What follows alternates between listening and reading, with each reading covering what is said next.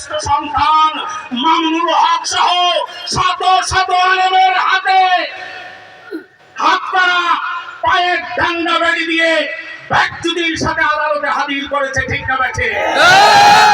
বাংলার লক্ষ কোটি তৌহিদি জনতার হৃদয়ে রক্তক্ষরণের সৃষ্টি হয়েছিল। সংগ্রামী ভাইরা আমার, শুধু তাই নয়, 2013 সালের 5ই মে শাপলা চত্বরে ঘুমন্ত মুসলমানদের উপর বর্বরতার সাথে গুলি চালিয়ে তাদেরকে নির্মমভাবে হত্যা করা হয়েছে।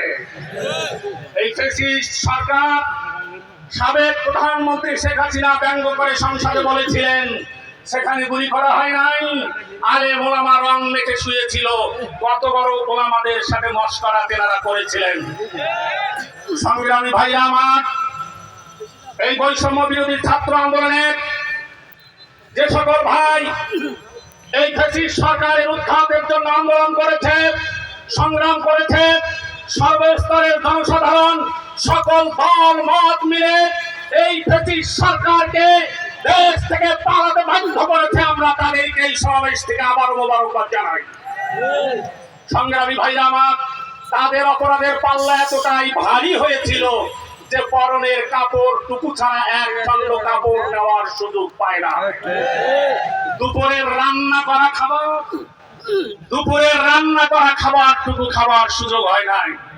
সংগ্রামী ভাইরা আমার, আমি শুধু আপনাদেরকে এতটুকু বলবো, এই স্বাধীনতার 53 বছরে অনেক সরকারের আমরা শাসন দেখেছি। আমরা শান্তির আশায় এক সরকারকে টেনে নামিয়েছি, আর এক সরকারকে ক্ষমতায় বসিয়েছি। লক্ষ্য ছিল শান্তি, কিন্তু শান্তি আসে নাই। কারণ শুধু নেতার পরিবর্তন হলে হবে না, নীতির পরিবর্তন দরকার। কিয়ামত পর্যন্ত যদি এরকম সরকার পরিবর্তন হয়, নেতার পরিবর্তন হয়, বাংলার জনগণের তকদিরের পরিবর্তন সম্ভব নয়।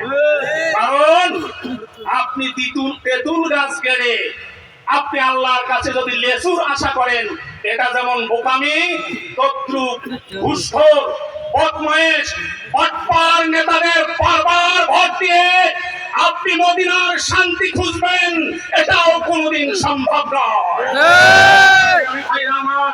আমরা অন্তর্বর্তী সরকারের কাছে দাবি জানাবো, এই 15 বছরে আওয়ামী লীগের গুন্ডারা যতগুলো অপরাধ করেছে, যত অন্যায় করেছে, যত খুন করেছে, প্রত্যেকটা অপরাধের গলায় গন্ডায় বিচার করতে হবে। সংগ্রামী ভাইরা আমার, আমরা